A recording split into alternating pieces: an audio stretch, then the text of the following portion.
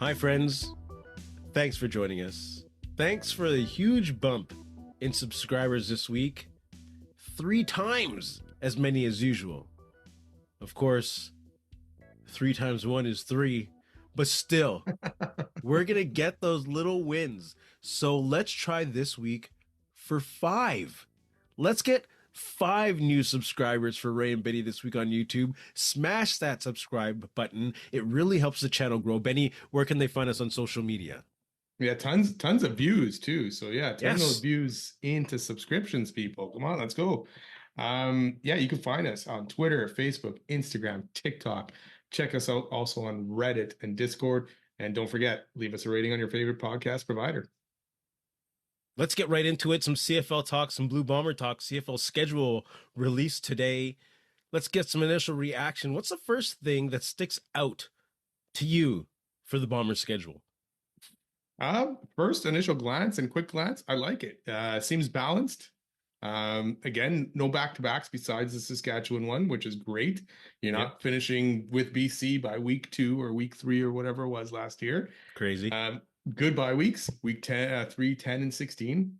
Good spacing throughout the season. The only thing for me is a lot of home games in the first part of the season and a lot of road games in the second half, and finishing 3 or 4 on the road when things are very critical. So that'll be interesting to see where the Bombers are at there. That's huge. Yeah, a lot of back-to-backs last season. I think they had 3 or 4. This season, only 1. And speaking of that matchup with Saskatchewan, they play Calgary 3 times, or is it BC Yeah. 3 times? And they play Edmonton 3 Edmonton. times. Yeah. They only play Saskatchewan twice. I don't know if that's good or bad. I don't know exactly how I feel about that one. And it is true. Sometimes you can have too much of a good thing, but at the same time, in the CFL, when attendance is king, why wouldn't you try to take advantage of the hottest rivalry in the league right now? Maybe squeeze one in a little earlier to get things going on in the summer, or maybe have that Saskatoon game actually be a regular season game where you have some Bomber fans traveling up there and filling up that stadium where you can build it up a little more. I don't know. It's not really a big deal. It's a small complaint right now.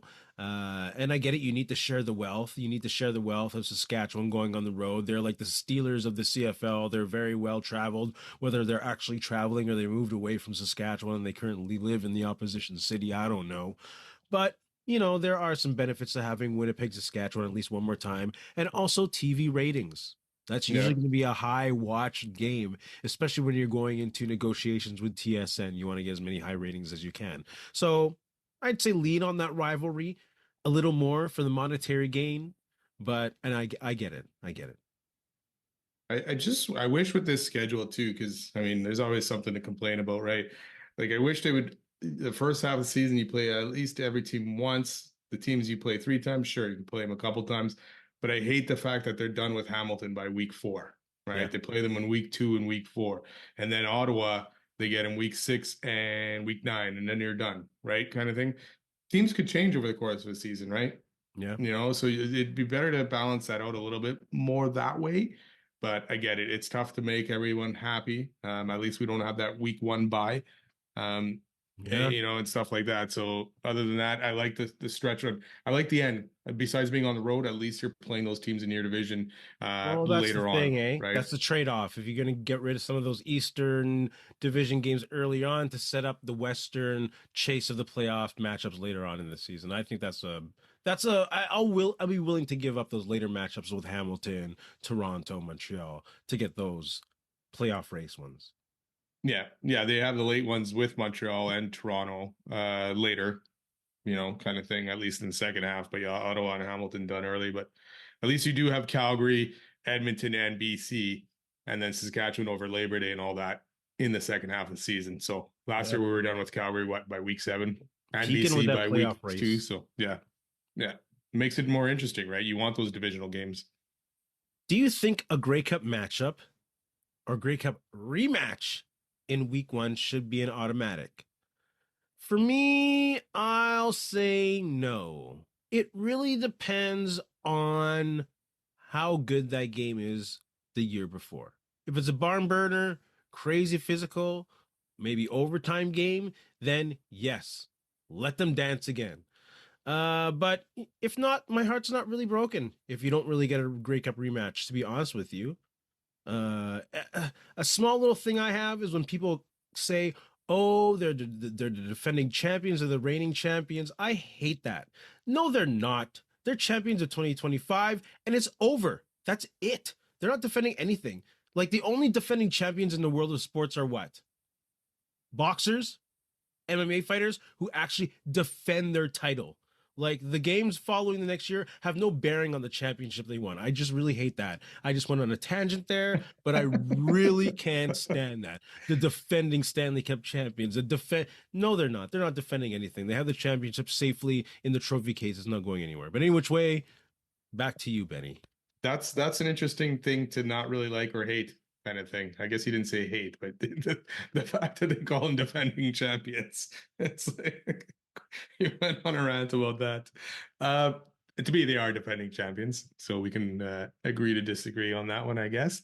Um, yes, I think there should be a great cap rematch, no matter what, no matter how the game was, anything like that. Play it. Get the season started off right. I do feel like the defending Grey Cup champions should be playing week one and doing their banner stuff in week one and not in week two. So I Yeah. mean, Saskatchewan has the bye in week one.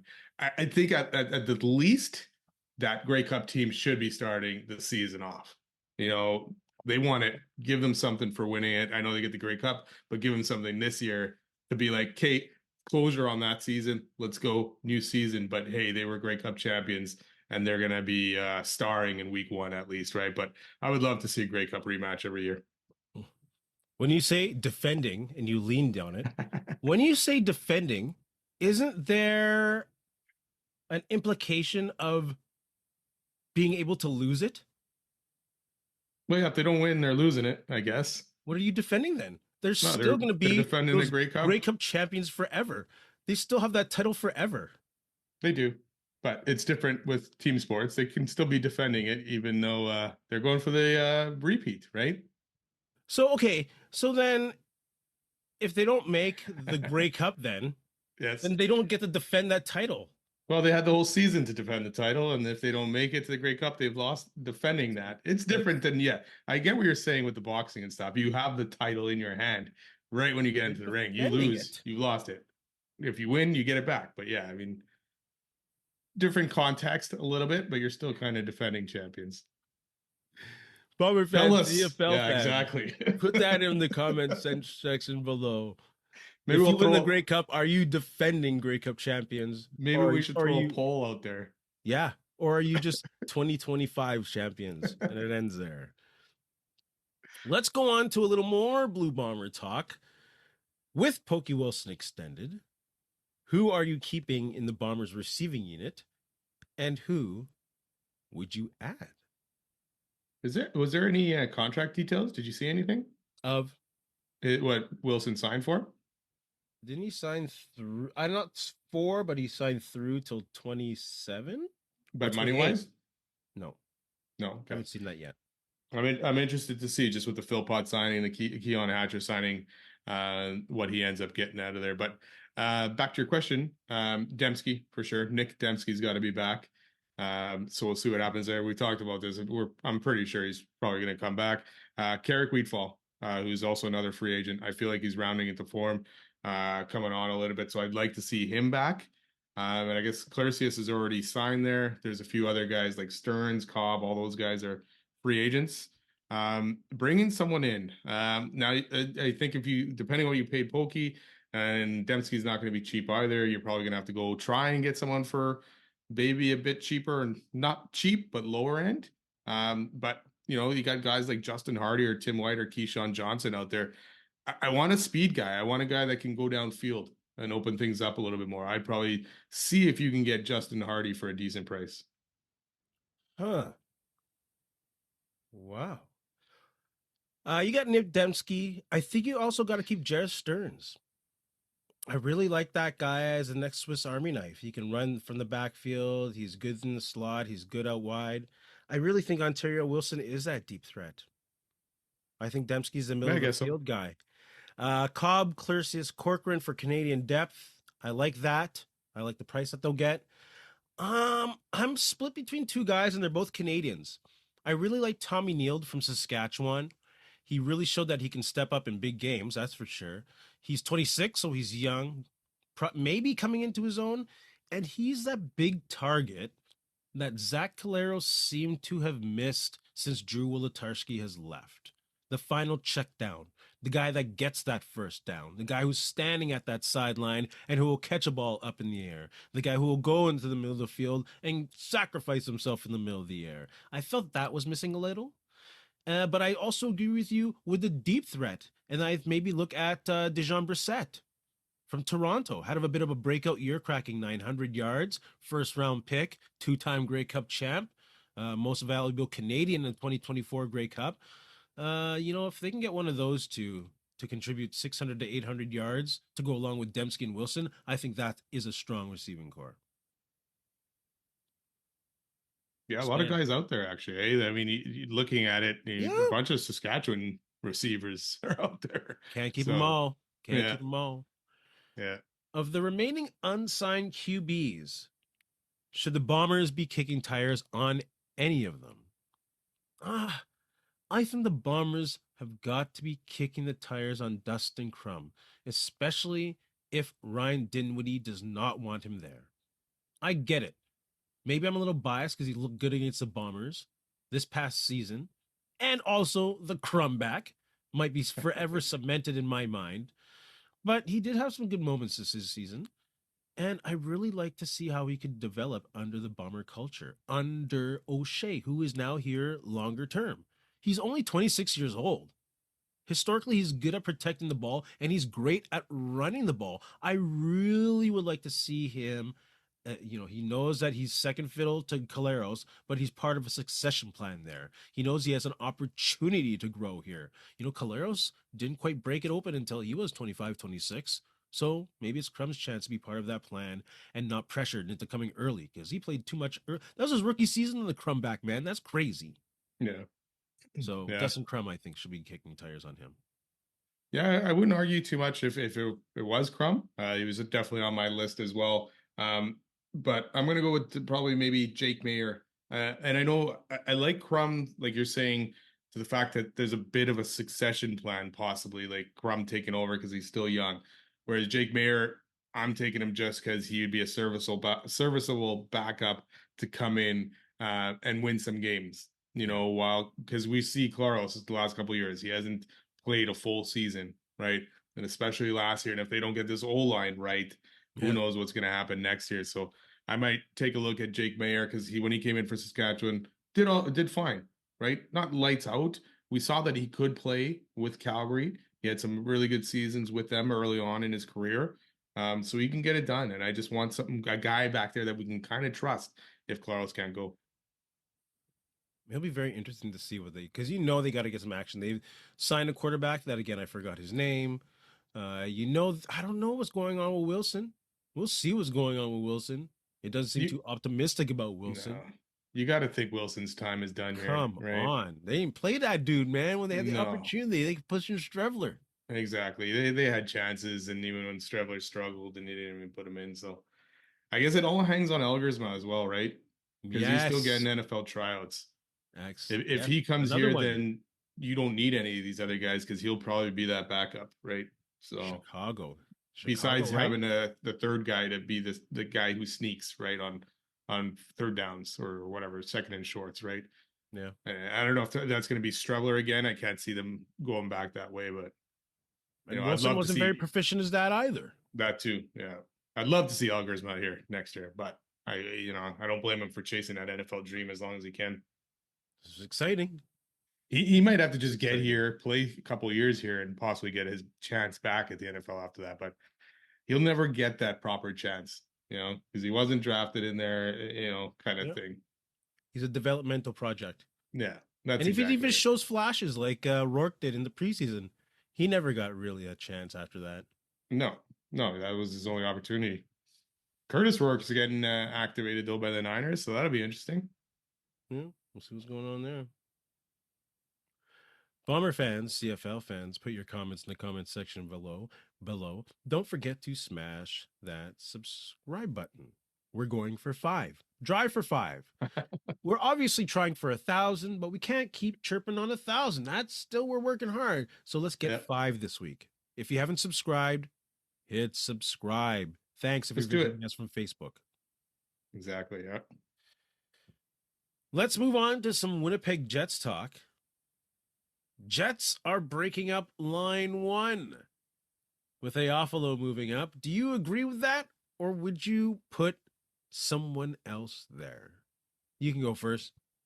It's interesting because I didn't get a chance to really check out the game tonight because I was out. So I don't know if they ended up going back to that line again. To me, I would have tried Perfetti on that line. I mean, you got to get this guy going somehow, right? And what possible better opportunity to get him possibly going is with Shifley and Connor, who are carrying this team on their back right now. I think, again, Shifley 2 goals tonight. I'm Yeah. not sure who scored the third, or Stanley scored the third one, I Stanley. think. Yeah. So you got to get Perfetti somehow going. The guy went from playing with Ehlers and Nemestikov for that second line center, not the greatest, but now he is toiling on that third line, who I think Nemestikov again was his center, but I can't even remember off the top of my head who the wing was there. But yeah, you need to get him going. I'd love to see a Perfetti there. You know what Iaffalo is at this point. Yes, he can chip in goals here and there, and he has played good with Connor and Shifley before, but I would have tried Cole Perfetti there at this point. He has played well with Connor and Shifley before. How well has he played with Connor and Shifley before? Iaffalo? Yeah.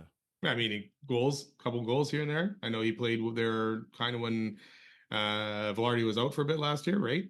Yeah. So he'll get the goals. It's not consistent. It's not like but he's not chipping in goals like obviously Shifley and Connor are. But Yeah. at this point, you know what you got with IFL. You really need to figure out what's happening with Perfetti this season, right?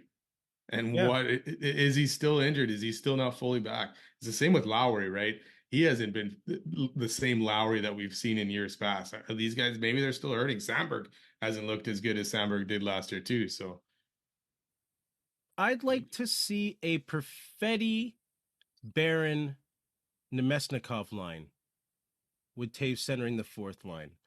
Iaffalo playing with Connor and Shifley when he had that opportunity for a short stint. He was third in the NHL in high danger shots and opportunities behind Tavares and Austin Matthews. I say give that guy an extended amount of time. He plays physical. He plays defensive. He has a great forecheck and he actually blocks shots. So I say give him a little more time than one game. Let him get some chemistry. Let them get used to him and where he'll be on the ice, or might not be because he's a little unpredictable that way. But have a little more physicality on that line, I'd say, and a little more extended because we know he can produce with them. And we could say, well, maybe it might be short amount of time because we haven't seen him a long amount of time because they always slap Velarde right back in there whenever he's ready to go. So I say give him, I like the move. Give Iaffalo more time there. Give them time to find some chemistry because I think they could find some dangerous chemistry, and that might be able to spread the forward talent there. Because I don't mind Velarde on the second line with Lowry and what's his name, Niederreiter. Niederreiter. I like to see that grow. So Yeah, that's you my need something at this point, right? Because it's getting stale. I mean, they were down 3-0 again against Dallas, and they fought back, and it's just because the top line and was getting the chances. yeah. But where's the rest of us going? Taves down on the fourth line. That's probably where it should stick. We keep talking about Barron up on the second line. I don't know why he doesn't get an opportunity at this point, and I don't think he's ever going to get that opportunity at this point because he just gets stuck there on that fourth line, and that's like, Barron, this is where you are. You're not moving from this spot, kind of thing. It's just like Yeah. Nemestikov. Hey, we'll put you on the second line, play some center or third line. I guess really is the Lowry line was probably the second line, but yeah, I don't understand it with Barron, but. It is what it is. Baron Nemesnikov Perfetti. Let's get it going. Yeah, they got to get Perfetti going, man. They need some secondary scoring, and I don't know. His hands have dried up this year. They got Stanley. Yeah. Was he at 4 goals already this year? Hell yeah. Career high. Jets getting that Heritage Classic next October against the Montreal Canadiens. Let's talk about a possible starting five and alumni in the alumni game, hopefully, that they will have for the Heritage Classic. Let's start at center. I'll start at center. Okay. You're going. I'm going to go with Brian Little. Had a connection, strong connection to the current Jets. Would be nice to start incorporating some 2.0 Jets into the mix. Still six all time in scoring, still top 10. Won't get any higher, obviously. Would be nice for him to skate in the jersey and finish his, not career, obviously, but tenure with the Jets that way. Though I think, did he have an eye injury? But you got hit in the head with a puck in the ear, That's right? it. The ear, So, yes. That so sucked. that you know, so I So don't it'd be even know if he nice. can actually get back on the ice or whatever. But yeah, Maybe in an alumni game where it's not yeah, crazy. yeah. Who do you You have know at what? I'm gonna. center?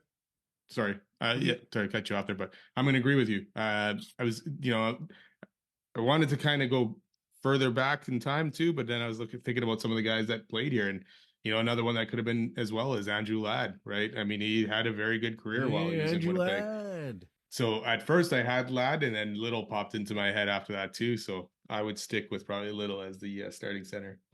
Who do you got a right wing? All right, Blake Wheeler, I guess, right? Did he play right wing? Of course he did. Yeah, yeah, right. I'm looking down to confirm because I'm like I didn't double check this, but Hell yeah, Blake yeah. Wheeler, man. I mean, for sure. I mean, the guy had a fantastic career for Winnipeg. So he would definitely get that opportunity for me here. I get it. Blake Wheeler, Captain Awesome. For some reason, next October seems a little too soon. There's some open wounds there that I don't know have quite healed that he might not get the ovation that people think he might. That's just me though. And also I didn't pick him. Of course, you can't get enough Timu Solani. And I hope he's there for the game. But I'm gonna go with some true heart and true grit and a true fan favorite. 393 games, and I'm gonna go with Chris Thorburn. I like the way that guy played. He's a tough somebody. It's an alumni game. Why not have a little bit of fun? I cheer hard for Chris Thorburn, so I'm gonna say Chris Thorburn. In the starting lineup, Why not? eh? Give him his props, man. Give him his props. I'm gonna go Chris uh, Thorburn. I'm not going with stats and all that all the time, so I'm gonna give some love to Chris Thorburn though. Left wing. Speaking of giving love, I'm going to go back to 1.0. And I think actually, other than this player here, it might be cool to bring in someone like Ilya Kovalchuk to try and bring in a little bit of Atlanta love. I know that reaction here. That's the reaction most Jets Nation would give.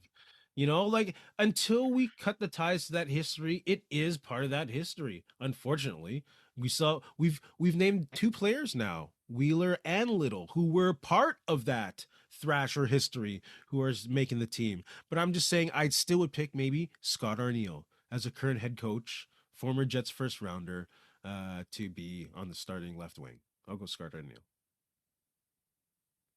yeah, that'd be interesting. I'm gonna cheat, and because I still need him in the starting lineup, and I'm gonna go with Timo Solani. I know he's not a left wing, but I'm gonna cheat because the guy is just full out Winnipeg, still cheers on Winnipeg, still loves Winnipeg, and you can't have an alumni game without Solani in there. So I'm cheating on this one and giving him that spot, even though it's the other side. He can still be at the game. He Yeah, started last game. Share the I know. love. I On can't.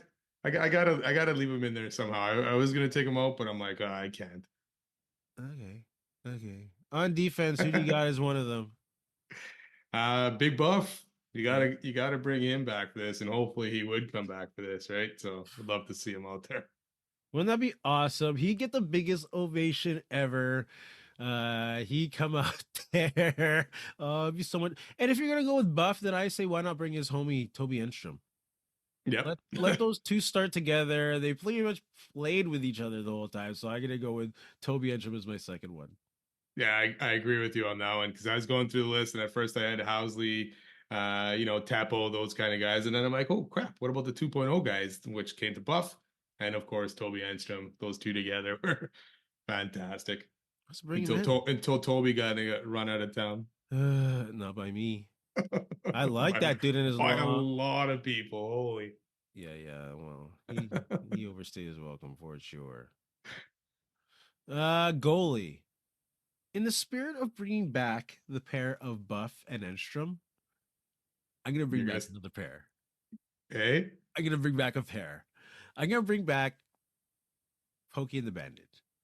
Pokey and the Bandit, eh? Yeah. Why not? Because who was there last time? Essenza and like was it? Berthiaume was added after. But there was someone else. It was a French goalie. Oh, at the one at the stadium. Shoot, and it wasn't Daniel Berthiaume. But Berthiaume did come. Who was it though? Wasn't it like Allen? Any which way. That's my goalie, and I'll look for the goalie at the classic there while you say yours. You know what? I'm going to stick with this 2.0 thing a little bit. Like you said, Essenza was there last time. I wouldn't mind actually Javi Bulin.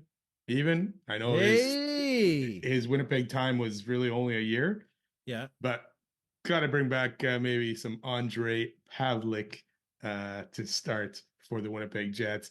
I know again, um, I don't know what are the right words for this guy, but he was all over the place.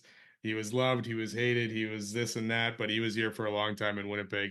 And when he was good, he was good. You know, I mean, when he's bad, he was bad, but yeah, I'd give him the opportunity to start the game for the Jets. Dang. What? And Montreal's would be fun to do too. Oh, Like I yeah, know Patrick Ross with whatchamacallit right now. Um Not New York. Is he with the New York Islanders? No. Yeah, yeah. he's with the New York Islanders. So he probably doesn't have time to do it, but it was It, Essenza and Berthune was definitely there because I saw it today when I was reading. I just got to tell you, like, I was just looking up that too now, but seeing this in the Winnipeg Sun, and they're talking about bringing Buff back for it, and Morrissey said if he has his phone on and we can get a hold of him for sure. well, So you've heard that draft story, right? no, which one? About Buff and them not being able to get a hold of him. Oh no, like Yeah, when he got drafted. yeah, and probably he went all blank on the day of the draft and stuff like that, and it's like, of course he did, of course he did. I don't know who the second goalie here was on the Jets. There's uh, Essenza and who? Mm, there's no way they just played with one goalie, right? no, Any which way. If you know yeah, fans out there who the second I, goalie I'm was, I'm pretty sure Berthune was as well. he's not listed So here on the team. I just read an We'll article find today out. about We'll it, but find now out. I This can't is find it again here. So this is not interesting listening or no, I watching guess for our not. Yeah, fans. no. Benny, you have anything to say to our friends? You know what? Just thanks a lot for listening. Don't forget to subscribe and follow, and go Jets go. And in the words of LeVar Burton, we'll see you next time. Hey, friends and neighbors, don't forget to check us out online on Facebook, TikTok, Instagram, and Twitter at Ray Denny Sports. And don't forget to check out our YouTube channel. Leave a like, leave a comment, tell us what you think.